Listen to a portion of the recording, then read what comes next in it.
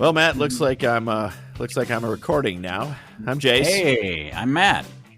And welcome everybody. It's xRadiox. Once it's again, that podcast we started, diving into the thick of radio, college radio, pop culture, things that make us want to say, what the heck? And yeah.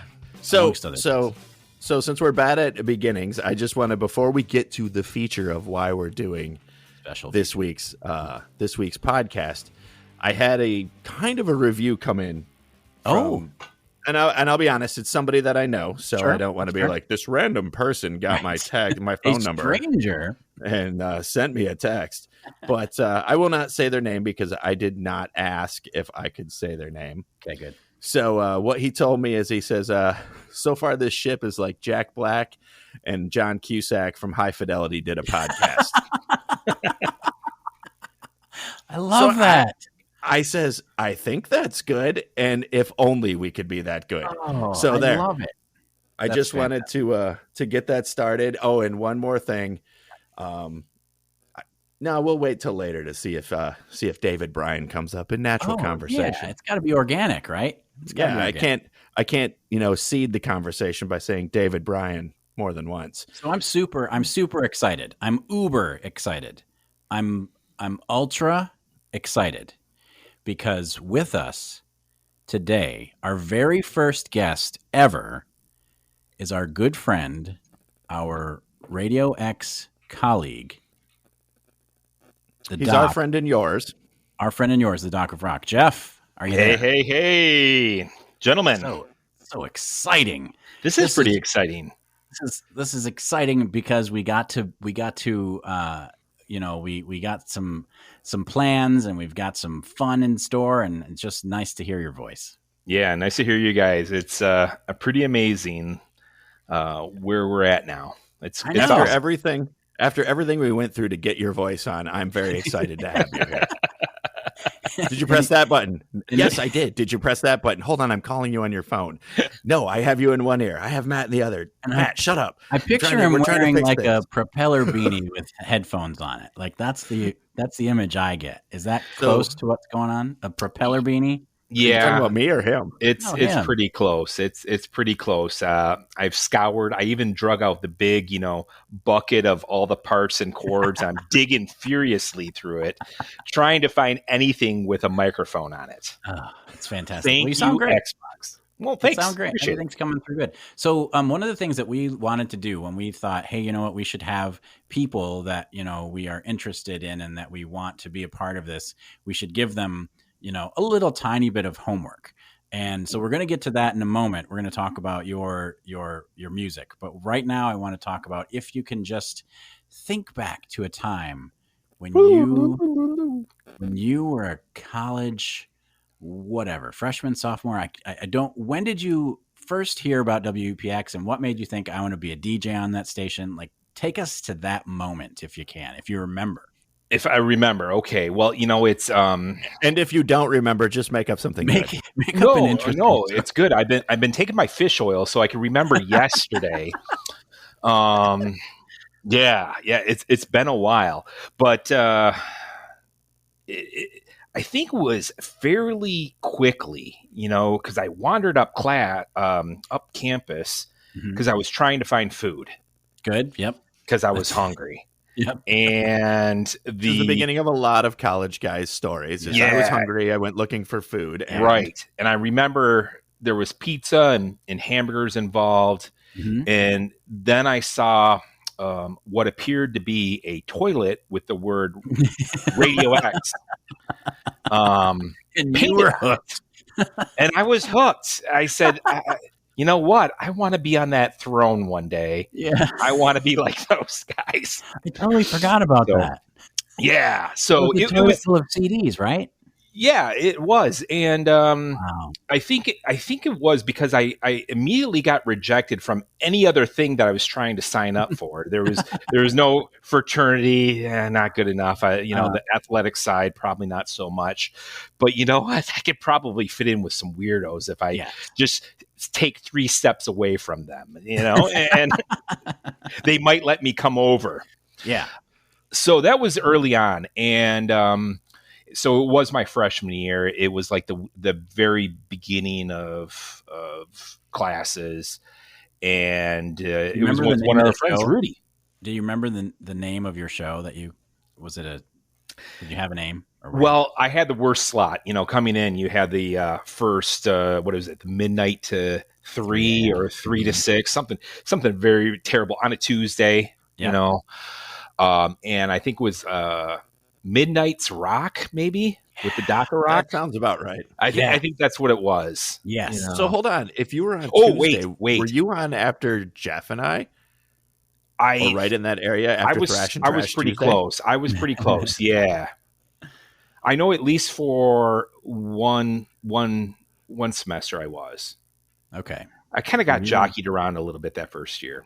Yeah. Yeah. Unless you accidentally fell into like one of the, Thrash and Trash Tuesday or something like that along those lines. Yeah, everybody kind of got jockeyed around when they were new to those wonderful midnight to 6 a.m. shifts, which were fantastic. So important. It was so important, and I have to interrupt your story really quick because the thing that this just goes back to, and you've heard me rant about this, but this just goes back to at that time, the people who did those middle of the night shows were crucial because it said a couple things. A, we're still out here. We still care enough to put on a show, because back then, if there was nobody there, the station was off the air. Like there was no automation. Yeah, you had to play. We are going off the air, and then it was nothing. Nowadays, they can have it automated, and no one has to be there. But back then, it was a lot like Pump Up the Volume. That movie, like when he clicks on the button and goes back on the air, the crowd erupts. Oh, Radio X is back on. Woohoo! Yeah. And it was exciting to hear that static or that silence go to, I think it was Walt doing a legal ID that shows that you were going back on the air. And that was like super fun. So the fact that you did have a crappy show time was still like people who were up at 3 a.m. were like, yes, it was super awesome. Yeah, it was. You were important part of that whole nighttime, and it was get your feet wet, so you couldn't mess up too much. Right.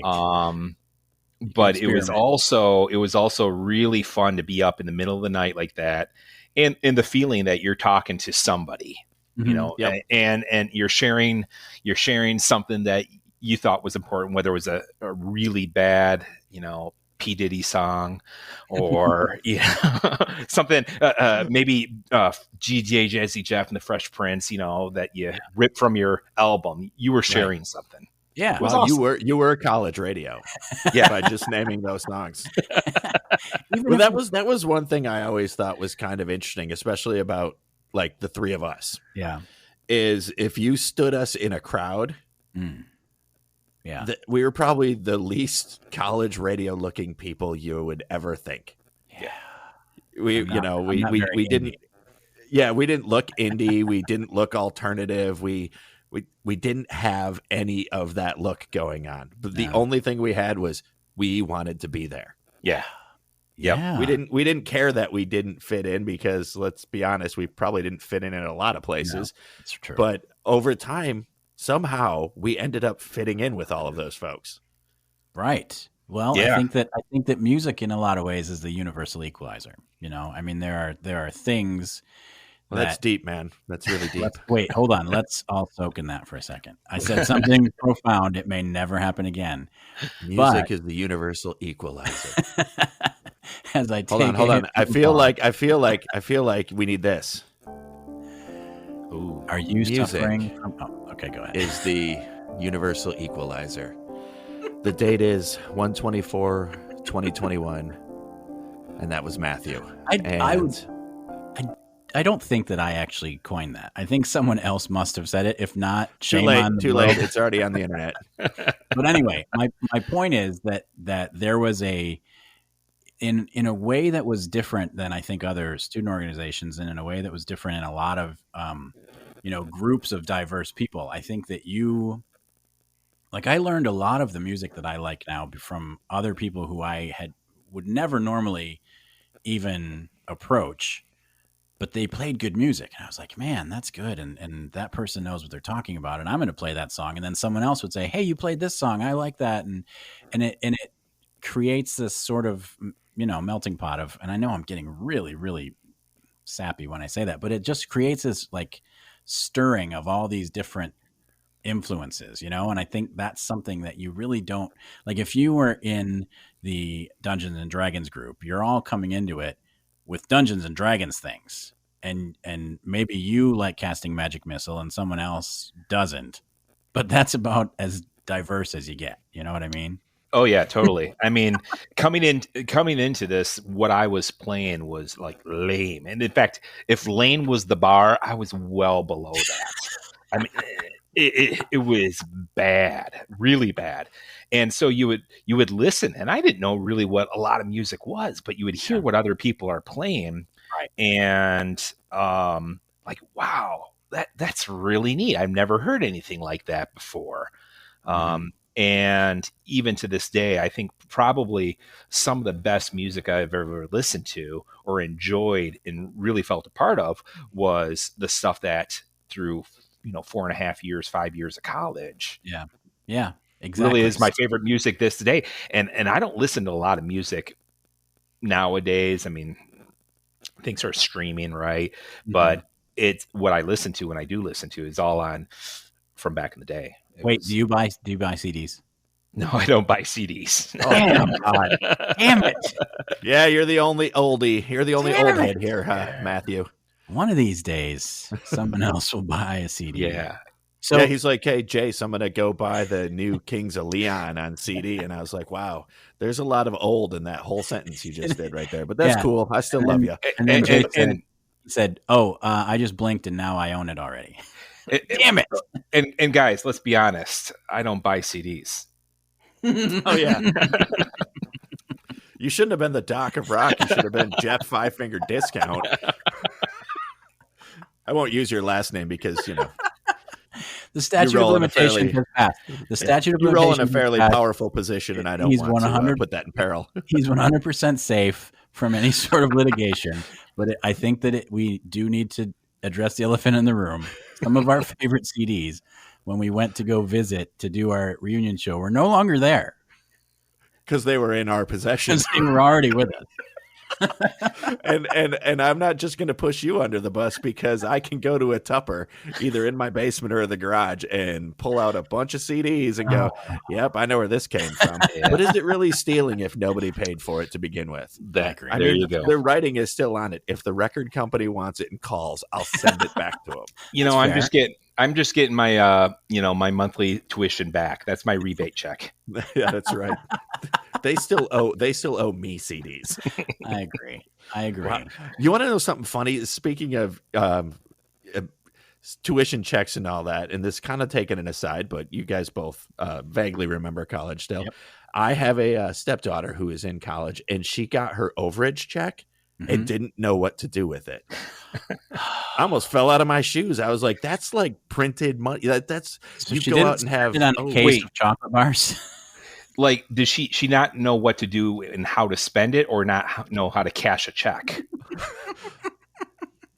I never asked. Maybe I should ask. I mean, people don't use checks that often anymore, so maybe that was the case.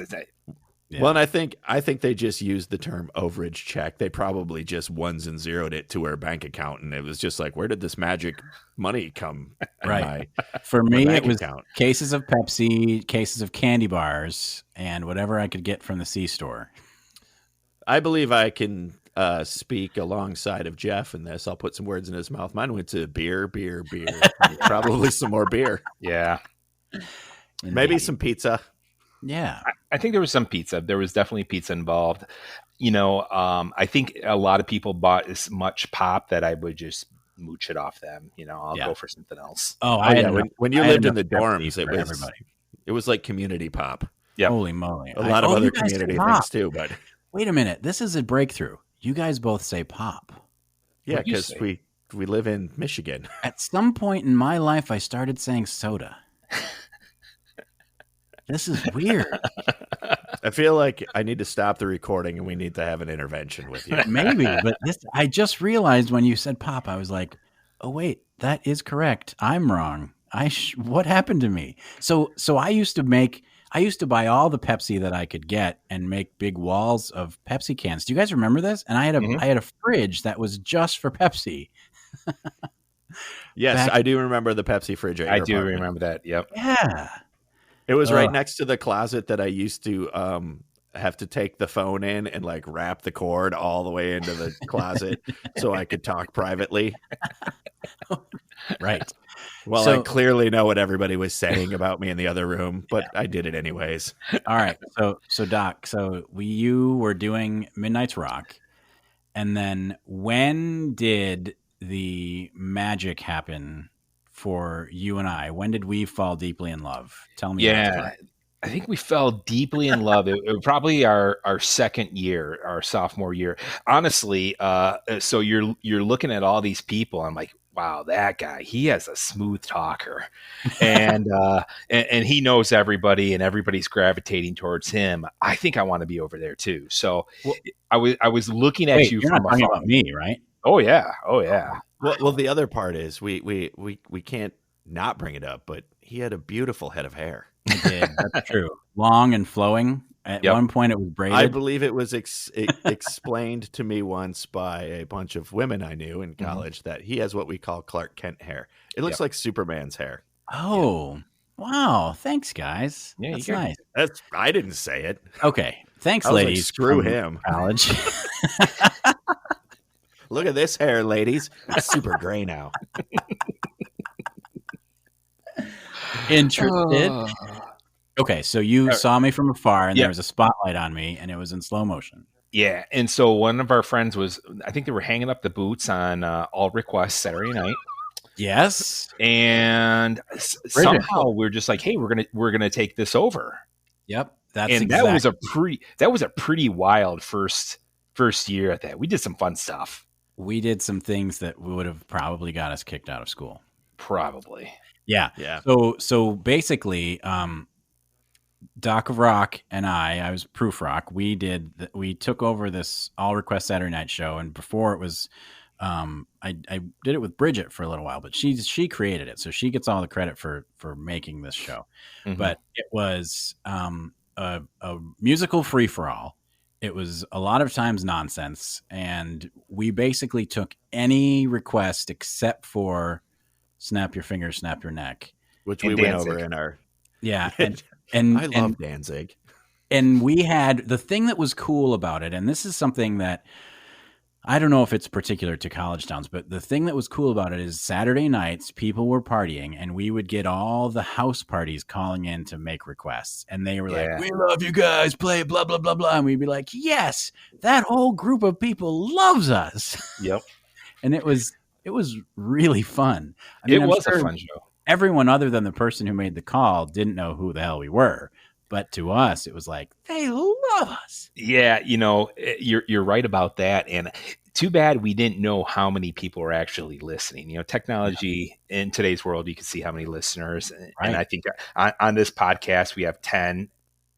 We do? Right? Is that what it was? You were looking at 10 now. Our goal was 10. Ooh, okay. 10 people we didn't know.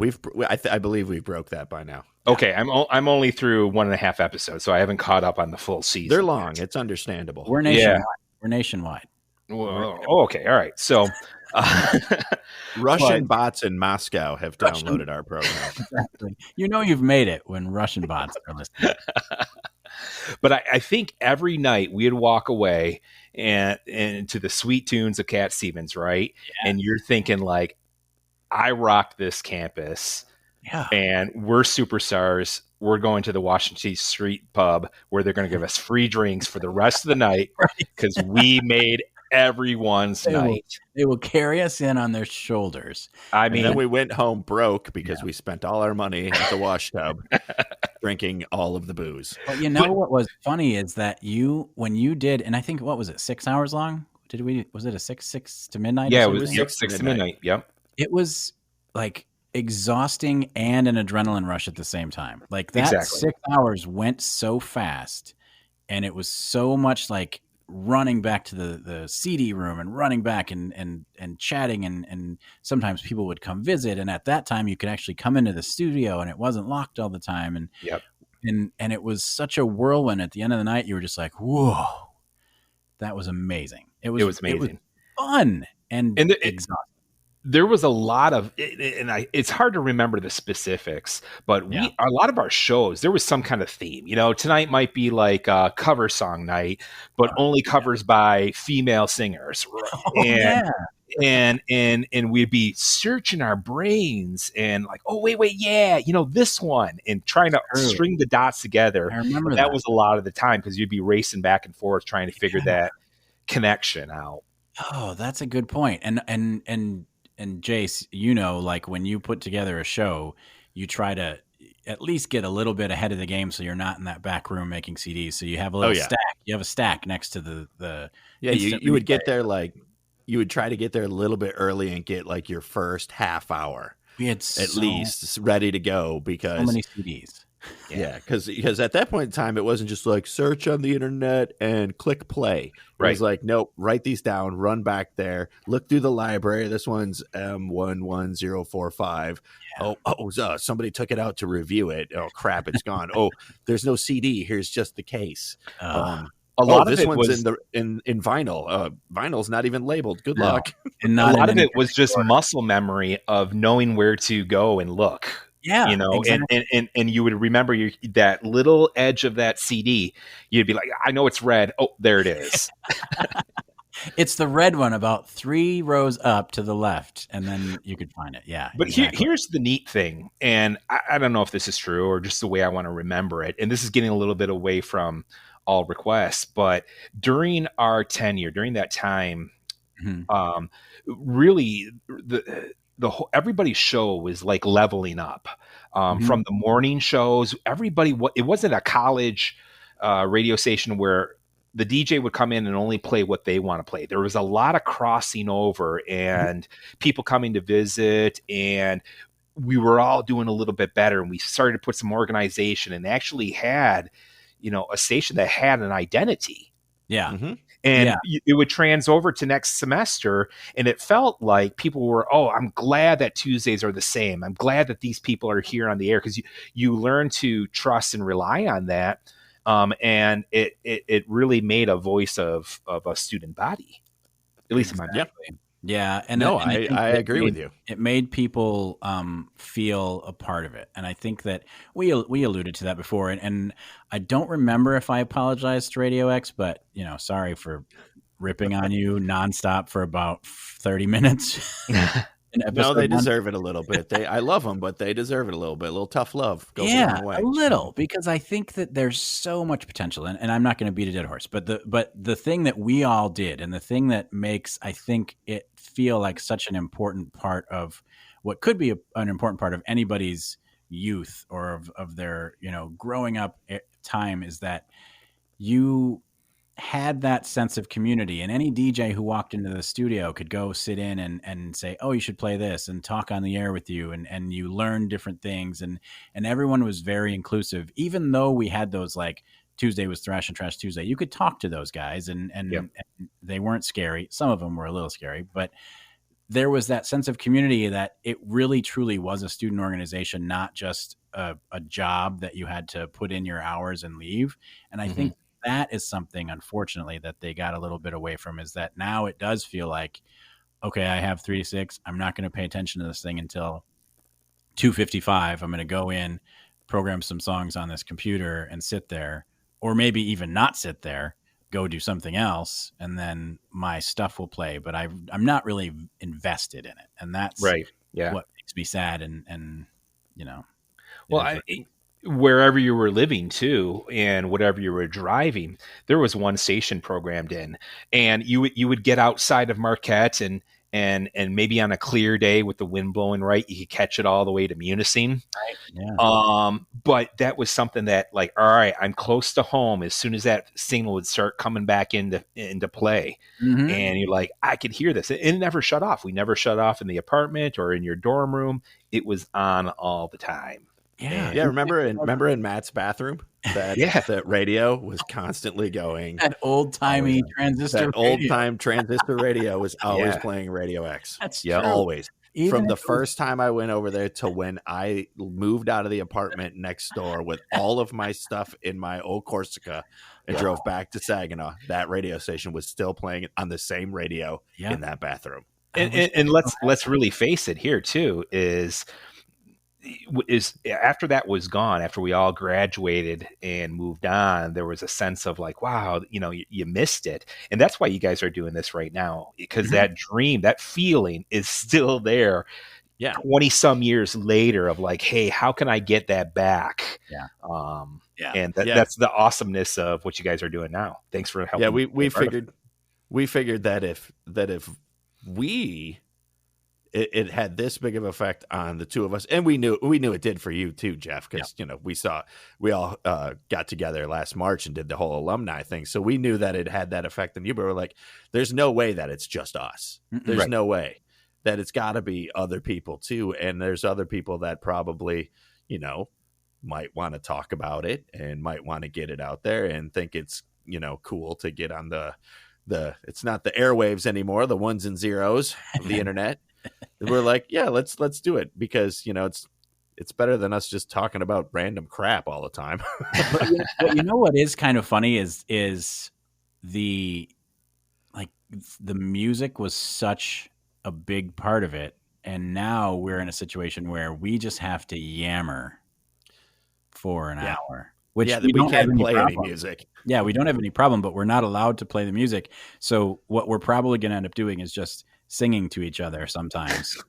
The full song from start to finish, just so it feels kind of like Radio X again. There you go. I'm not singing. Fun. Come on, sing just a little.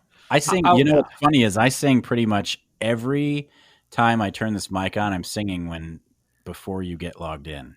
Like when Jeff got on too, I'm like, all right, I clicked on, put my headphones. I'm like, who's beatboxing? I shouldn't have even asked. I knew it was me. Well, I was trying to do my Michael McDonald impersonation, but I ran out of songs that I knew by Michael McDonald, so I switched to beatboxing. Nobody's upset about that. I know. I just remember when you guys took over All Request Saturday Night from Bridgette, I totally redheaded stepchild myself right into that show. Yeah, it was great. Because I would just show up from work and I'd be like, "Hey guys, what's going on?" And next thing you know, I'm sitting in with the two of you, and it went on and on. Although it was always All Request Saturday Night with the Doc of Rock and Prufrock, and then it was and Jayce the Ace too. I guess he showed up again. Yes, he's here. He can hang with us. And I want to say, jalapeno pizza. And I want to say, Jeff, that's how I met you. Yes. Yeah, really. I mean, I knew who you were, of course, from being there, but I was, as Kent once called me, he's like, I just thought you were a meathead jock who played metal. Well, and I kind of was when I got there. Like, that's what I wanted to do. So I was going to be cool doing that. And I realized two things. I'm not cool, and that was not going to get me to be cool. So I started doing all the other stuff with Matt, and I started doing things, and then you guys were doing All Requests, and I'd come back from work on Saturdays, and I would totally just kind of slide right in there and just join into whatever you guys were doing, and then off to the bar we'd go. That's right. Because it was always great. I don't know, for you, Jeff, if this was, I mean, I do know this, but it was always great because Matt always drove. So that was the best. All the fun we wanted. and we did. So we used to have, and we can be sensitive about this, but we used to have a contest during All Request Saturday Night. Oh, yes. We would have people come in, and it was basically, what is the craziest thing you would do for a stupid prize? Yeah. And the prizes were legitimately stupid. Like, I don't even think that they were really good. Sometimes they were a good. Like, here's a Van Halen cassette tape from 1982. Yeah, here was the cassette case for a Van Halen cassette tape. No tape. Because Jayce took the actual tape. You just get the case. Yeah. It really was. What can we scrounge up? And it was just a whim. I think it was hey, what can we do and see what we could get somebody to come down and do. And I remember ended up becoming a recurring theme. Yeah, it was fun. And every time it was like people wanted to do crazy things. We had a guy come eat an entire stick of butter. I remember that because I was so grossed out. I don't remember. I'm not really sure we should talk about the craziest one that we can't talk about, and I will not talk about. I was really bummed happened after I graduated. I was like, son of a, it finally happened and I wasn't there. That was a good one. So if you want to know that story, you pay for the We're not telling. We're not. It's not going to happen. Nobody will know. Follow us on Instagram. And watch us get in trouble. So, and we can definitely go back and forth with reminiscing if you remember any other funny stories. But I do want to make sure we at least talk a little bit about what we've been trying to give people as sort of a brain stimulator is think of songs that always make you think of your time at Radio X or your radio experience. And so you did your homework and I did. I think you came up with like 5 songs. Do you want to like start with one of them and just we can? Yeah. No, this was kind of fun, and it came out of nowhere when you sent that. I'm like, oh, and immediately I'm like, whoa, what are those 5 songs? Your head goes blank. Like this is a big life question to narrow down to 5. Yeah, I know. But I did come up with a couple, and so I think we were talking about these earlier. But Cake, and there's no song in particular, just that whole album. The Fashion Nugget album. The Fashion Nugget album was really one of the first albums that got me out of maybe my current playlist, the stack of CDs that I had. Mm-hmm. And that album was awesome. Yeah. And we had all killer, no filler. Yeah. I mean, every song was on point. And we had so much promo stuff. And I think did they come and do a show? See, I don't remember. I don't remember Cake. Okay. The ones I remember, and I'll just jump in here. The ones I remember is the Violent Femmes played up there when we were there. Okay. And they sang that song Iris. Yeah. Goo Goo Dolls. We interviewed them. The Goo Goo Dolls. I interviewed the Goo Goo Dolls. There was a couple other ones. Rollins was there. I remember that. That's a different story for a different time. Yeah. But those are the ones that I can remember. Then there was a bunch of more underground, like Digger and bands like that would come up and play, but not on the level of Cake. But I don't remember Cake coming up there. Okay, they could have, but about Cake, there's a lot of things I don't remember. I think we must have got a really great promo package because we had posters and stickers and obviously we had the album or the CD, mm-hmm. but it was a great album in terms of college music because it could relate to anybody. It was very catchy, but nobody had really heard of it before. It was very alternative. Like it was different from what pop music was at the time. And while it doesn't have my favorite Cake song on it, it is probably the most consistent Cake album that they ever put out. Like every song was good. There's a couple covers on there. And every song, if it was playing now, I would be tapping my foot. Like I love it. Is that the album that has I Will Survive on it? Yes. Yeah. Okay. Yep. And The Distance. Yep. Yeah. The Distance. And see, I like the cover better. The Distance was the song that bought them all houses in the suburbs. Right.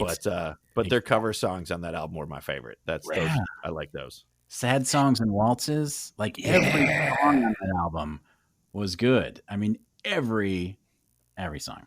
And I think that's an album that you really, and I remember this is like I really wanted to know more about the band, everything that I could, and it wasn't as easy as a Google search, but you would study the cover, and I think the album had the lyrics inside the jewel case, but that was a big influential band. That's a really good choice. Good choice. So that was number 1 or in there. All right. So this one's a little embarrassing. Okay. Good. This is what we're after, the deep stuff. But I put just Aerosmith on there, and they're great band. But so the reason I put it on there is I really felt I remember hearing like a lot of thrash and trash. Jayce, you had that, and heavy metal, and this was about as far as I wanted to go into that world. I'm like, I can handle Aerosmith kind of banging my head, but I can't do much more. I'm not going to do Gwar. But I remember everybody should do a line of Gwar every once in a while. But that I think it was the big ones is about that time, about the mid '90s, right? Was that was their greatest hits album? What was the song that was it? Deuces Are Wild that came out while we were there. Was like one that was really catchy. That Deuces Are Wild was in Beavis and Butthead Do America, so that came out when we were in college. So that time would have been. I think that'd have been first or second year up there. So that seems like it's about right. I don't know. Let me use this internet and see if I can find out when that. This information is accessible. Yeah, it's like I could just type things in and it shows up. Even though I'm a little afraid of putting deuces in. Let me drive down to the music shop and I will flip through the CD catalog. It should only take half an hour. Okay. Well, I'm pretty sure Big Ones came out right around that time frame. And so, and that had what Ragdoll, I remember being on that one. That was really awesome. Yeah. What It Takes, there was a lot of singles that were on that. Oh, Janie's Has a Gun. That was a big one during that time frame. So anyway. that was a greatest hits then. Okay. Album. Good one. So I think that that was an influential one. Okay. Going through. All right. So all right. I'm fairly certain, and I put the Beastie Boys, and I didn't get song specific, but I just said bands. But I'm pretty sure I got fired from Radio X because I saw that you wrote that, and I need to hear the story. Yeah. I'm pretty sure I thought I could beat the airwaves by bleeping out. It was one of their songs that only had one bad word, one Seven Deadly on there. I'm like, you know what? I'm just going to pot it down really quick and pot it back up because this is a great song. And we didn't have it where we had put it on the computer so you could edit it out. So I missed it. I did it like a second too soon and came back right when it hit. Oh gosh, you don't remember what song it was? No, I don't. But so what happened? One of our friends, she was listening that night, and so I got suspended from a semester from Radio X. I didn't get fired. I just couldn't have my own show for a semester. But I came with my buddy, my roommate Rick at the time, for every single one of his shows. Yes. Through that time frame. And there was another guy down the hall from us that had a show too. And he did it like for a semester or two. And so I joined on his show. So I was really going. Okay. Yeah. I kind of got the lightest slap on the wrist that you could possibly get. And I think you beat the system because I really tried, Was it the Beastie Boys song called Strawberries and Shit? I can't remember. I can't remember. I just knew I was trying to beat. I think Strawberries and Shit was a big hit for different artists. Okay. I could be wrong. Yeah. Okay. So Beastie Boys, that's a good one. I don't think I ever, Jayce, did you ever play anything bad other than, other than just you saying bad things? Did you ever play a song? Besides me actually just saying Strawberries and Shit over the air. And not only did I say that, I was also on the executive staff while I did that. Yeah. And one of the station managers was on the air when I did it. Yes. I was sitting in with him. Yes. And he went to the song and clicked it off. And he looked at me. He's like, so am I supposed to fire you right now? And I was like, I guess so. What you got to do, my friend. I'm going to go. I ended up not getting fired. Sorry, Jeff. I ended up... I beat the system somehow. Well, that's okay. I think I was, in enough that I'm like, all right, we're going to let this slide, but we had to do something, so I wasn't quite in the group that I really wanted to be, but it was when I got back, that's when I was on the E staff. Oh, yeah. After that. Yep. So, I think it all worked out well in the end. Yeah, because Matt, I remember I've played accidentally. I don't think I ever did it on purpose, but accidentally, the one that sticks out in my head was I did in one of the shows I was doing. I played Metallica's cover of Diamond Head's song "Am I Evil?" and like the last line, he goes, "Yes, I fucking am," and I was like, "Oh no!" But thankfully, that was one of those awesome shifts that Jeff was talking about. That was like midnight to 3, and I was like, nobody heard it. Nobody heard it. Yep. Safe harbor, right? Safe harbor. Safe harbors. Yeah. That's right. All right, what else you got, Jeff? All right, so let's see. Moving on. All right, Modest Mouse. We put that on there, and that was another good. That was an album that really formed my music. I heard that, and I think Kent, our buddy Kent, really liked them too because he remember he had cares. Yeah, he had that. That promo with talking about dissonant chords. Mm-hmm. And so I'm like, oh, this is that. And it was really the first real indie album that I really liked. You're talking about the Lonesome Crowded West was. Yeah, Lonesome Crowded West. Yep. Trailer. No, and Trailer Trash? That's what you were talking about. Yeah. Another good album. A lot of good, and I can't use the term hits because they weren't really hits, but a lot of really good songs were on that album. They got a Modest Mouse. Yeah, Modest Mouse. Modest Mouse is one of those bands that I remember hearing like on the radio, and I was like, "Hold on a second, is that the same Modest Mouse that did Shit Luck?" Yeah, right. Yeah, that's true because they had because they did Float On with like their Float On was a lot, but a lot of their songs, if you listen, they'll be in weird commercials. You'll hear it. Yeah, you'll hear it They're in the background of commercials and stuff. So I saw them a couple times in concert. I remember down in I think it was Pine Knob at the time. It's still Pine Knob. Don't let anybody tell you different. Okay, all right. Wait, does Detroit have I feel very passionate about that. So yeah, I really love that album. And I love that band. And I think it was one of those bands you're like, you don't know about them? I think that's when I entered that world. Like, how do you not know about Modest Mouse? Where are you been? Living under a rock? It was your introduction to music snobbery. Yes. It's a wonderful place. Welcome. Well, speaking of introduction to music, did you have to take intro to music like your freshman year? I have the best introduction to music story, hands down, ever. Oh, okay. Unless somebody ran through your class naked, I got it beat. All right. I still might have it beat even then. Do you guys remember the big controversy on campus when the professor slapped the student? Yes. I do remember that story. Feet from me. Really? I was in that class, yes. Wow. What happened? Yep. There was this kid. He was a total douche. Okay. He deserved, and I hate to say this, but he deserved everything that happened to him because he was just a jerk in class. Okay. And the professor finally had enough. And the kid got up. I'm trying to remember everything that happened, but the kid, I don't want to say he got in his face, but he got up and the dude just slapped him because he was just talking trash to the professor. And because I was in that class with Jeff, and actually my ex-wife was in that class too at that time. Okay.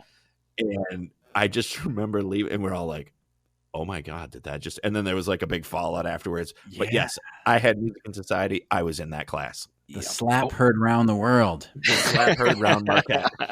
Wow. You were there. You were at ground zero. I was there for the slap. The slap. Right. But, that was a weird classroom setup. Didn't they have that stadium seating in there? It wasn't it was like orchestra seating. Yeah. You had to really try to slap somebody there. I mean, he was probably like Gumby. He came all the way up to the fifth row and was like a... Yeah, because that professor was not, he's probably since passed on. He was not young when that happened. In fact, the sound, Jayce, the sound of slapping was the same sound as when you threw a cheerleader in the air and she spread her legs. It was the same sound. Okay, I didn't think we were going to broach that here, but it's been broached. But because of the respect I have for the cheerleading community, I'm going to leave that one alone. Well done. So also on that album, I really liked Bankrupt. You just brought up so many other memories, Jeff. Cowboy Dan. We'll get it. That one, Cowboy Dan. Yes, that was a good one. From Thank you for bringing us back on track. There we Matthew. go. Doing the Cockroach. Do you guys remember that one? Yep. They had some good albums. What was it? I have them all, but they're just buried in tubs. I might be pulling that out this week. And he didn't pay for a single one, folks. No, those ones I bought. Okay. Wait, did you get them from Columbia House Records? I probably did. Everybody's first bad credit report was because of Columbia House. 17 records for a penny? How can this go wrong? Yeah, you can't beat that.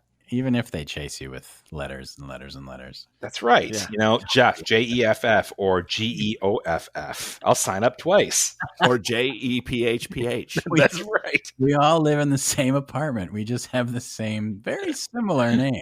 So send us more CDs, please. Yeah. Or when your neighbor gets a load of CDs and is like, where did these come from? Oh, thanks. I ordered those. Thanks. Pay no attention to the name on there. Yeah, I'll throw those away for you. So I think the last one that I wrote, and I could go on forever because, as you start thinking about more and more songs, you're like, oh yeah, this really shaped me. But, Cat Stevens, All Request Saturday Night. I don't know how we played that. I think you've played it one time and it just stuck. Yeah. Mm-hmm. Yes. It stuck and it was so good. Yeah. It was a fun way to wrap up that 6 hours of marathon DJing. To just kind of take stock, chill, and say, whew, another one down the pipe. In the history books. Yeah. So that was another Saturday night. The thing is, I had this weird obsession, and I still do. It's sort of musical OCD, and I can't help it. But if I find a way to make a song somehow relate to a situation, then I am compelled to do so. So because we're finishing another Saturday Night All Requests, then another Saturday night made sense to me. Yeah. And for me, that was like when the bell that Pavlov's dog always hit, and then it would get a treat. I was like, oh, the Cat Stevens song's played. I'm about to drink. Time to drink. Time to drink. You guys done? Put your CDs away. It's time to go. Time to go. Here's my keys, Matt. Let's go. Yeah, that's a good. No, I didn't have a problem at all.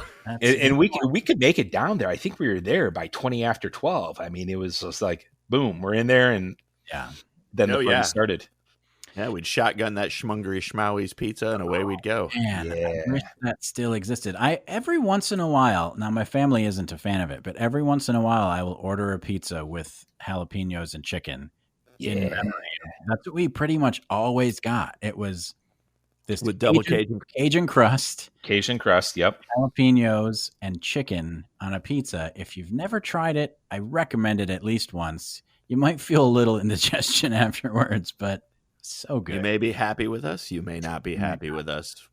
But definitely, frankly, we don't care. Definitely check out, if you are listening and you've never heard of any of those bands such as Aerosmith, you need to check out. Or the Beastie Boys. You need to check out Jeff's list, because all of those are quality recordings, and we hopefully will start putting these up on Spotify so you can listen and feel like you were there. Here's the problem. I have a Amazon playlist that I have been curating for pretty much since I knew we were going to do the reunion show. Okay. And it is now at about 258 songs. Oh. Which is about how many we'd try to fit in 6 hours on a Saturday night. These are all songs that to me make me think, oh, I used to play that. Oh, I used to play that. And because of the fact that we all have a wide, diverse musical taste, and because it was an all request show, I would constantly hear music that I would have never played myself, but I would play it because we were taking requests. It runs the gamut. Like, it is everything. It's Can I Bus? It's, Me First and the Gimme Gimmes. It's and all these it's Bumblebee Tuna. It's El Matador. Like, all these songs that really are not, they never were popular really, but they make me think, oh my gosh, this is the replacements, the refreshments, Oh, what was that? Oh, the Replacements are also fantastic. The Replacements are also good. Yeah, but the Refreshments had that one hit about Meet Me Down by the Border Guard. Yes. No. Yeah. Is that the one? Yes. Yeah. I can't remember the name of the song, but I know what you're talking about. I can't think of it. Your ID says you're Captain Jean-Luc Picard, exactly. United Federation of Planets, exactly. But they don't speak English anyhow. You know what I'm talking about. Yeah. Yeah, and so because the world is full of stupid people. You got so it. Meet me at the corner at midnight. We'll divvy up there. Yeah, I know the song. I can't remember the title though. It's almost like you're singing. So anyway, like all those songs are currently on an Amazon playlist that I listen to pretty regularly, and I know that when it comes to the time for Jayce and I to come up with our 5 to 10 songs, I'm going to have to wean that back into something more substantial. When it comes to that, I'm just going to hit record. Go make some coffee, drink the coffee, and let Matt just read a list of 275 songs for everybody. Talk for 5 to 10 minutes about each one. Each one of them. Yeah, there you go. There's 17 episodes of xRadiox right there. Every once in a while, I'll be like, Jayce, you still there? And you just won't answer, and I'll keep going. Yep. That was a good list. So, yeah, that was the list. I mean, I could throw a lot of stuff, more stuff on there, but I'd probably embarrass myself just a bit. No, that's the funny part is I remember when I started at Radio X, not to steal Jeff's thunder or anything, but I always thought I had to do this one thing. I like this one thing. And as I worked there for, it feels like years and years and years, I realized, my God, I like all of this stuff. Yeah. And actually what I started out there liking, being a metalhead, when I left, I was still a metalhead, but I was probably least amount a metalhead. And I was into so many other things. Yeah. Besides what I started out thinking that I wanted to listen to all the time. I don't think I listened to a single Kiss song until I knew you. Seriously. So you're welcome or I'm sorry. I don't know. Yeah, because we went and saw Kiss on New Year's Eve. It was like 98, I want to say. Do you remember going and getting chili dogs afterwards? Uh-oh. We got chili dogs afterwards? We went, left that concert and we were starved and we hit up a National Coney Island at 12:30, 1 in the morning.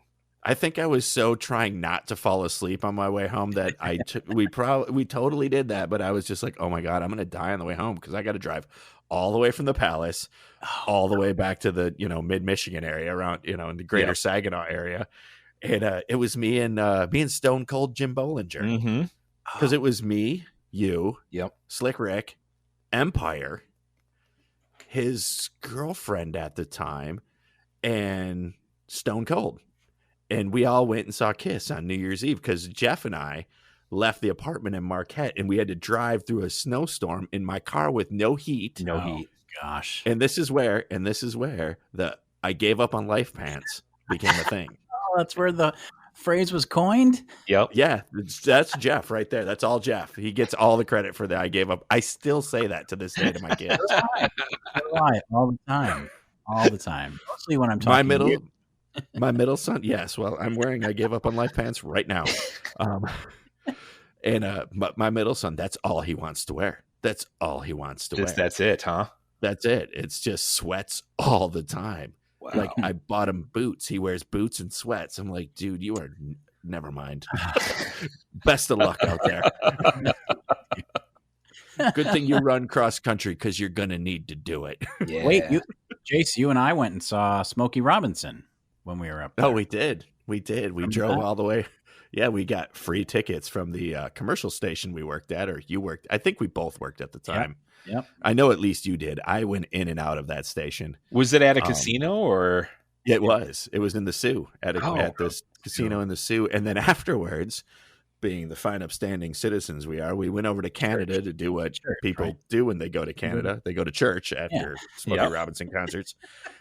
But we're at the border and Matthew's driving because, he's a good friend and I like to drink. Yeah. And the border guard starts going through the car, or not really going through the car, but asking us a bunch of questions. And are you okay if I tell this story? I won't get graphic, Matt. Yeah. Okay.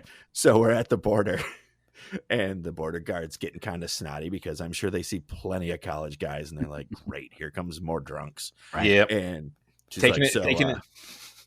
so you guys going over to drink? And I leaned out the window and I'm like, no, we're going to the strip club. And Matt's just like smiles and nods his head and drives away. Yep. And that was the beginning of us trying to find the strip club in Sioux, Canada, which is a whole other story inside of itself. It was a lot harder than you thought it would be. It was. Right? You think it would stick out? You got to like make a hard right. Get off the bridge, make a hard right. The best part is, I think all of us have been there. Oh, we found it. Don't worry, we found it. Oh yeah. There was a gas station involved. It was, we had to stop and ask somebody. There was talk of throwing loonies on stage. Where? Know where the pretty girls are? Well, I was already 2 sheets to the wind. I didn't care. Yeah. No, Smokey Robinson still had it though. He was good. Oh yeah. And he had to have been 60 something at least then. He was at least 112. It was amazing. At least in the hundreds. And he was great. He was great. That was a good show. Wow. It was like one giant hit. The whole thing was just like, here's why I'm better than all of you. Let me sing it. And panties, I would have thrown them at him. Yeah. For sure. I was, but I didn't. You resisted. I resisted. But yeah, that was that Kiss concert though, Jeff. That was quite the trip. I remember when seeing that truck wipe out with all the snowmobiles on the back of it, the snowmobile trailer. They just whipped it around. Yeah. Oh, yeah. You guys are lucky. We pulled over. So hey, I don't want to change the subject, but another song just jumped in my head, or another band. Put it up there. And and this was a big one for the whole station, but it's when Mustard Plug came and they put on a show. Okay. Do you remember that? And I want my hat back. Oh no, that wasn't Mustard Plug. That was that Digger, dude. That Digger. Yes, that's right. And so, well, then maybe I'm confusing it, because Mustard Plug came there and they did a show. They did it in the UC there. Do you remember that? I did remember Mustard Plug do Dating Miss Michigan. Yes. Oh, that's right. So, that was a fun time, because that was one of the shows I think that RadioX sponsored to get them there, and it took a whole semester of, probably begging and pleading to get them there. Yes, I remember that being a challenge. So if you go, if you guys wanted to know this, if you go to look and search for the song "Dating Miss Michigan" on the internet, no songs come up at all. None. Oh, really? Huh. Oh no, nope. Yeah. Urban Dictionary comes up though, in case you were wondering. Yeah, what that phrase is all about. So you know what? Another song that I have found impossible to find on the internet. It's from a band called the Dopes, and they, I believe, are a Michigan band. And I don't know if they're around anymore, but they had a song called DABSAC, Drink a Beer, Smoke a Cigarette. Mm-hmm. Do you guys remember that? We used to play it a lot, and it was a catchy song. It was sort of a, I don't know, like an alt punk. I don't know what genre you would call it, but it doesn't exist anywhere. You can find reference to it, but you can't find the song anywhere. It's weird. Like, I thought you could find anything on the internet, but that's just not. Doesn't exist. Wow. That's like one of those things. If we could ever find it, the first one wins.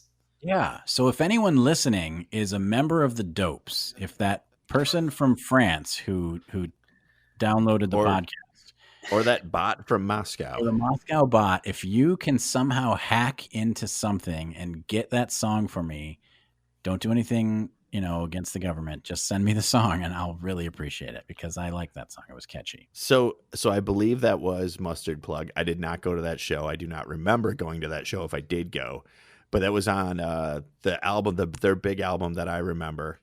Is Evildoers Beware, and that had the song Miss Michigan on it. Yeah, I still have that one. I know I do. And I believe it has the song, the 12th track on their Beer. I know I've heard it. I just can't put lyrics to it in my head right now. Yep. Wow, I have to write this down. I have some homework now to do. Just knocked my mic over. And they were out of the Grand Rapids, Michigan area. So they're a Michigan band, so that's kind of cool. I think that's probably why the Dopes are hard to find, because I don't think that they were nationally, recognized. I think it was one of those things. Well, and that's another thing. Like a local. Yeah, like the station had a lot of cool local music, and the people who did the, music programming, who called all the, labels and stuff and got us stuff, they did a good job of getting a really good mix of local and national and obscure and weird. And that was always fun too, because they had, they really encouraged you to play the different stuff. And so those local bands got a lot of play. Maybe this is a question a little bit more for you, Jason, but is that world still out there where you remember how CDs were coming in by the bucket full? And is that still like a real world where you're sending out demos and, hey, send it to the local stations to play this? And it is out there, but it's not like that. Not that I know of anymore. It's, that was I think that's a big part of that whole feeling of like, wow, they're sending them out, and you're sifting through this and you're trying to find, because I remember taking CDs home to review them to find like, oh, this is going to be the next cool one that I'm gonna make awesome here in Marquette, Michigan.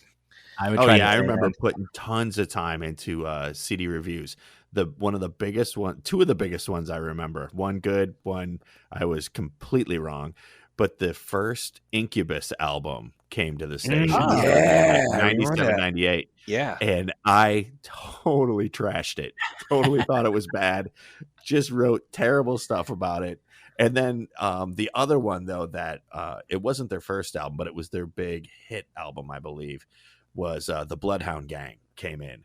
And I reviewed that one, and I was just blown away by what was, not because it was like this musical genius or anything, but it was just so raunchy and hilarious. Yes. It was just one laugh track after. And believe it or not, well, you guys know because you played it on the air, there was a bunch of songs you could actually play on that. Oh, a ton of them.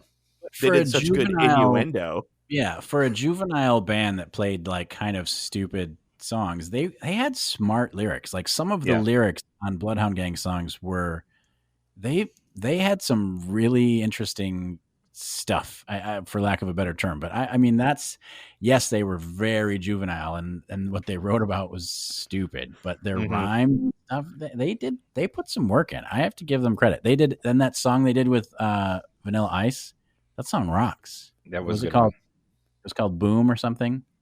Something like that. I believe we played it during our reunion program. I think we did. Because my favorite song by them, it's one, and sorry to anybody out there, was my favorite song off that album was "I Wish I Was Queer So I Could Get Chicks." Yeah, that got a lot. It was a different that time. Was played often. That was played a lot. Yep. Along the theme of different, music that changed you, I remember that it was what is it, Cibo Matto? And I think they were a Japanese band, a couple ladies, and I really liked that. In fact, I might have that album. And they had, I think it was a song called "Sci-Fi Wasabi." It just popped in my head, and that was Amazon playlist. They are okay. That was another great album, and I don't know if they ever went anywhere. I mean, I just remember that album being one of those cool ones. I don't know if they did either. It was another song that was a hit. I can't remember what it was though. They had one other. Yeah, but you bring up like things that really changed, and we're talking about your musical tastes expanding and everything. I want to say probably the biggest thing at the X that expanded my musical taste was probably Punk Mondays. That was I think it was because it was easily accessible to Thrash and Trash Tuesday. You didn't have to make much of a leap to get from Thrash and Trash to Punk. True. But because there was one band in particular I was a huge fan of when I got to college. But then to hear what those guys were playing on Punk Mondays, I was just like, that whole world just exploded for me. Yeah. That's very true. We definitely have to get some of those guys on the show as well. It's funny, when you were mentioning all the people that went to see Kiss, I was just rattling off in my head, got to get them on the show, got to get them on the show. Pretty much everyone except for Empire's girlfriend, I think. Slap them on the show. If she wants to come on and tell us a story, why not? Sure, definitely.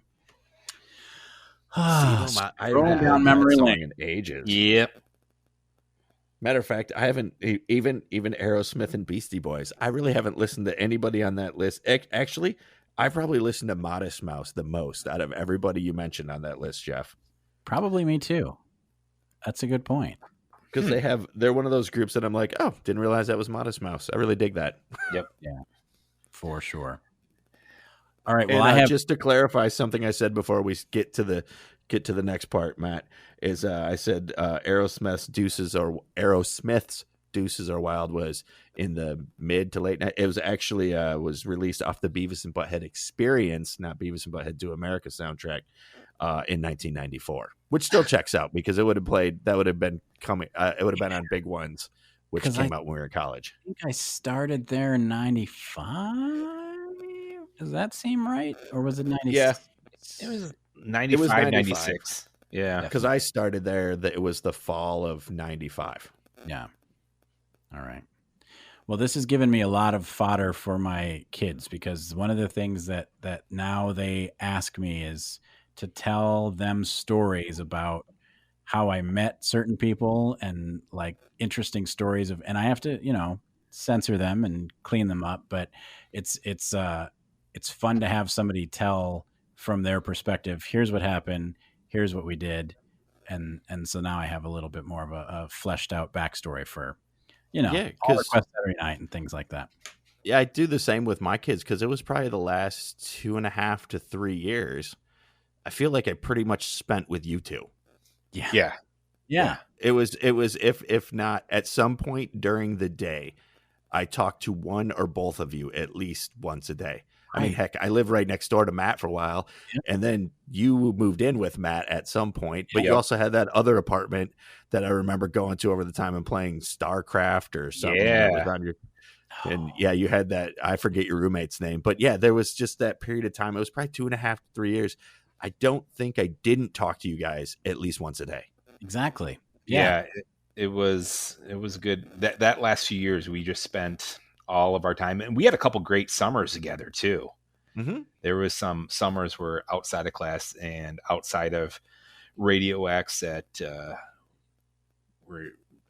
Lower Harbor, all through that town. Mm-hmm. And somehow we still mattered. What am I trying to say? We still even got girlfriends during that period of time, even though we spent constant time with each other. Somehow we still ended up with girlfriends too. So I'm not sure how that happened, but it did. I don't know. All right. Well, you know what? So if anyone's listening for the first time, we just want to thank you for listening. I think that, we're going to do this as long as we are finding fun with it. And certainly having Jeff on was super fun. It was nice to hear your memories from your perspective, some of the shared memories and some of the things that we didn't even know about. If you are a fan, please leave us a review. Tell us something cool. Like Jay said, give us a 5-star review and then talk smack about us. That's totally fine. If you leave a 5-star review, you can tell us how much we suck. We got the You're all fat and you dress terrible. 5 stars. We got the Insta up, right? We've got. I should put something on it, but it's up. Twitter is going on. This is something okay, here we go. We almost got to the end of the show and we forgot. I just tweeted David Bryan. No way. I did. He hasn't responded yet, but here's the thing. So I'm in my new studio. This is xRadiox Studio B version 3.0. And so in this room, I have a giant upright piano. It's an old piano. We inherited it. We got it from someone who was rid of it, and I love having a piano, even though none of us really plays. I love having a piano, but it's a little echoey. So I thought, you know what? Who would know better how to get rid of piano echo than Bon Jovi's own Tony Award-winning David Bryan? Nobody. He would be the only one to ask. So I tweeted him.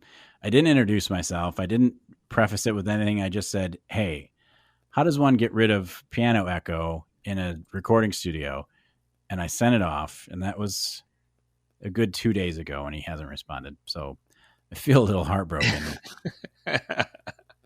But I think that is a great question, and it doesn't come off creepy.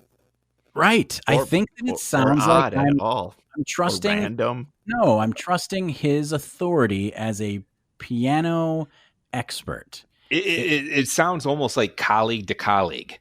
Exactly. I'm reaching out to someone that I thought to myself, he would know this. He's a smart guy.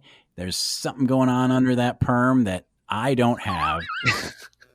And he would be the one to just, I think that he could just say, oh, well, you know, put some, I don't know, wrap it in silly putty. I don't know, but he would put a blanket over it.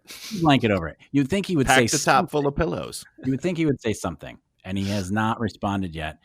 I'm sure he's busy writing a Tony Award-winning Broadway play. But David Bryan, come on, take a second. Help a brother out. Let me know. Yeah. I mean, if you're on Twitter, take that, retweet it. I don't know, put it up a hash brown. I don't know what you have to do, but we need to get David Bryan to respond. I mean, he could even go to, iTunes. As long as he hits 5 stars, he could tell you where to shove the question too. We're okay with that, or at least I am. So it'll go something like this. Listen, you son of a bitch. Stop talking about me on your podcast. I could buy and sell you 1 million times over. 5 stars. Yes. As long as you put 5 stars there, I really don't care what you say. I would be so honored. It would be there might be limits, but right now I don't really care. I mean, you guys, you talk about him a lot. So, I mean, we're getting into royalties territory. I feel compelled to talk about him now. I feel like I can't not talk about him. And one day we'll be best friends. The next time we all get together for like the 50th Radio X reunion show that we do, I will show up with a long blonde curly perm mullet. And that's how you become friends with him. Just keep talking like that. Arm in arm with David Bryan. Nice. I feel like we need I love your world. It's made of rainbows and hopes and dreams. So anyway, folks, unicorn tears. Instagram us, like us on Facebook. That's happening. Wait, do you like someone on Facebook? I don't know. Like us on Twitter, tweet us, all that stuff. And leave us a review, please. It really means a lot to see the few people that have left reviews. It's awesome. We love seeing that. And it shows that you actually listened and didn't just do us a favor and download and not do anything. You actually listened, and that's awesome. Yeah, I have it mine set to download to my podcasts as soon as they come up. So I click the little ring bell. Fantastic. If you're an Apple subscriber. I don't know what that means. A little ring bell? Yeah, like the notification or auto download. Oh, okay. Yeah. So if you're doing it through Apple, then click the little ring bell. And if you're on Podcast Addicts, we have a couple people who do that. Then it's just you just look up xRadiox. Hey, Jayce, have you tried? Do either of you guys have Alexa? Yeah. No, I don't. Have you tried? Yes. Have you tried finding us that way? Because I think you're supposed to be able to. I will give it a try tomorrow morning. All right. Excellent. And we will see. But by all means, if you have any feedback, positive or negative, we love to hear it. And we've got, other people coming up along the way that we would like to speak to on the pod. So if you are a fan of old WUPX DJs and you loved listening and hearing from Doc of Rock, then we have other folks you may also enjoy, or you might think they're horrible. Either way, keep tuning in. Jayce, you got anything else you want to say before we party on? Nope. I'm good. All right. It's nice to talk to you, Jeff. It was a great show. Thanks, guys, for allowing me to come on. This was really fun. And despite our early technical difficulties, this is a great platform. You guys are tearing it up. So thanks for allowing me to come on. Hearing you. It was so fun to hear from you because we text very rarely, and text is one thing, but to hear you talking and that was a blast. So we hope to have you on again sometime for sure. I'll be here. All right. Well, once again, I am Matt. I'm Jayce. And it's been a long time. Which agrees with this watch of mine. And I guess that I missed you. I'm sorry. I'm sorry if I dissed you. See you next time on xRadiox. Bye-bye.